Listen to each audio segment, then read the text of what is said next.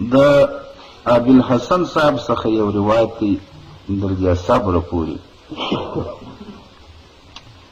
دی وایي زه یو وخت حج ته ولاړم نو پخوا خو پر حج باندې به هم چې خلک راتله داسې رش و زیادت خو نو نه و. پر هغه عین موسم به تقریبا اوس د عمرې قدر خلک رانه و. نو دی وخت به راغللی چې یو سړي به طواف کوئ، دی وخت به راغلی چې 2 کسانو به کوئ، دی وخت به راغلی چې 3 کسانو به کوئ. داسې اوقات وه. نو دی وایي زه طواف پر مکه مکرمه باندې کوم، یوه ښځه هم دې طواف ته راولوېده. قد اغدا حسن وجهها چې دا د مخ لمبې یې پر مځکه باندې مښلي، یو داسې ښایست، یو داسې نور پروردګار و دې ته ولرول کړی او په داسې جودت و جیادت سره دا طواف کوي او داسې د لبیک اللهم لبیک کلمې وایي چې دی وایي زه پر دې خپل ځان پورې اریان کړم. داسې په خوشحالي و، په یو ښه صوت و، په یو ښه اواز و، په یو ښه چالاکي سره په دې طواف کې دی. دی وایي زما سره ملګری را سره و، و دې ملګري ته مو وویله ما ول پر سر د مځکې که یو چا غم نه ولیدلی نو به دغه ښځه چې دا داسې خوشحاله ده او دا داسې بیداره ده، دا داسې تکړه ده په دې عبادت و په دې تلاوت کې مثلا یا په دې طواف و په دې تلبیه کې که یو چا پر سر د مځکې غم نه ولیدلی دې به نه ولیدلی. نو باره وایي طواف مو وکړئ چې زه د طواف پسه تلمه، دا مخته راته ودرېدل. باره ویل صاحب تا څه وویله؟ ویل ما ورته ما دغسې کلمه وویله، ما ورته پر سر د مځکې که یو چا غم نه ولیدلی هغه به دغه یې لکه دغه ښځه. دې سره راته وویله ویل والله انی لوثیقة بالاحزان، ویل زما دې په ذاته خدای قسم وي چې زه په غمو کې غوټه یم در سره لاندې. زه بیا دا وایم چې زما غم به چا نه یې لیدلی پر سر د مځکې.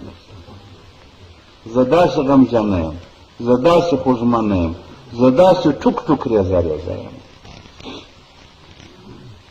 نو ما ورته وویل څنګه ده؟ دې راته وویله ویل یو مې مېړه، 3 مې زامن، یوه مې لور، دا مې په یوه پلا په جلا جلا مرګ په یوه ورځ کې راڅمړلي. دا په یوه پلا په یوه ورځ په جلا جلا مرګ و زما د کوره سفیدې و جنازې وتلي دي، زه په داسې غم کې لګیا یم. نو ما ورته ویل دا څنګه پېښه شوله؟ ویل زما سړي یو پسه راوستی د اختري دپاره. د اختر ورځ وه چې د مسلمانانو د ټولو خوشحالي ده او ازادي یې ده. په دغه ورځ کې دا پسه دا زما سړي حلال کړي. چې حلال یې کړي د اختر ورځې دي یو میلمه راغلله یا 2 راغلله د ملاقات لپاره.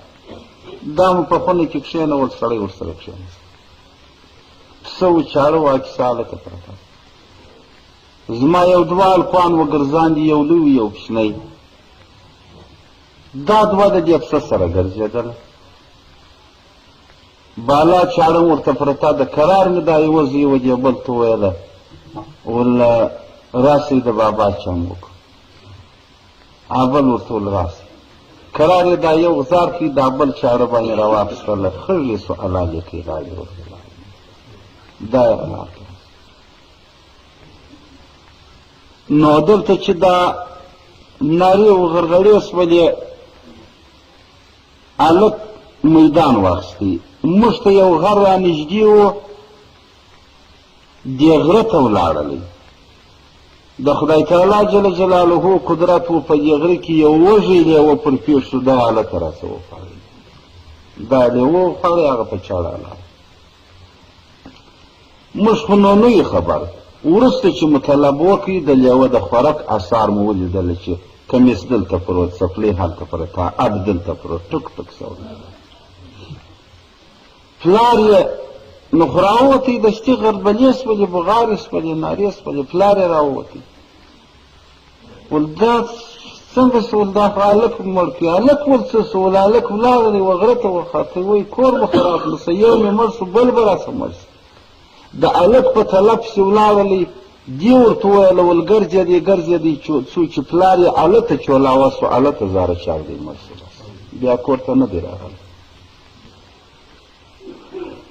زما یو کوچنی و د کوچنیانو څخه چې حیا دي د ونې و یا د ونې څخه مازې وتلی دا یو دیګ باندې دی زه د دې پلار په طلب پسې راوتم یو اوبه مې راواخېستې سړی یا به یو مسلمان پیدا کړي یا به په خپله ورولې پسې وبه ګرځېږي دا به چولاوه سوی زه چې په ده پسې راووتلم هلک خارپوڅې کوي دیګ یې چپه کړی دي ښوروا وورې پر ځان دا دلته کباب شو وسوځل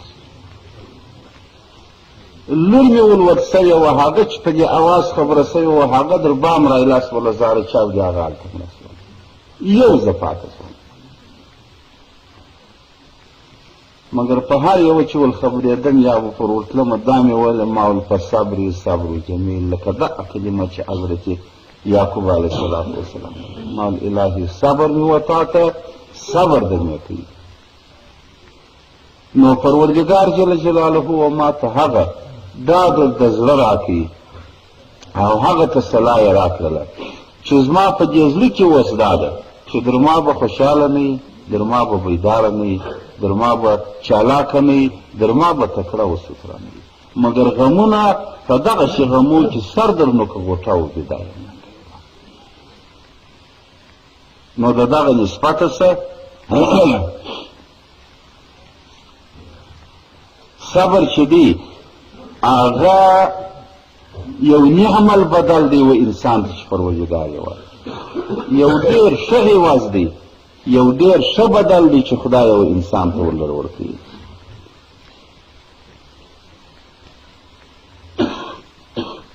نو دې وایي دغه اشعار ورته ویله و حسن صاحب ته ول صبرت وکان الصبر خیر معمول وهل جزع یجدي علی فاجزه ول صبر مې وکړي صبر یو ښه معمول دی یو ښه عادت و خاصیت دی بېتابي و بېتواني پر ما باندې هېڅ ګټه نشي ایستلی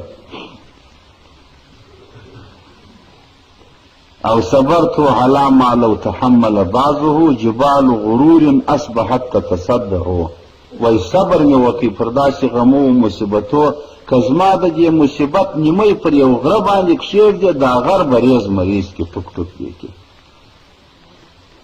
بیبي فاطمې رضی الله تعالی عنها په مرګ او په مصیبت کې د محمد رسول الله صلی الله علیه وسلم دا شعر وایه ولصبت علی مصائب لو انها صبت علی الايام سرن لیالیا ول پر ما باندې غم توی شو داسې غم چې پر دې سپینه ورځ باندې کښېږدې توره شپه به ځینې جوړه کړي دا غم د انسان مخ توروي د انسان پوستکی توروي د انسان د بدن روغن جذبه یې ختموي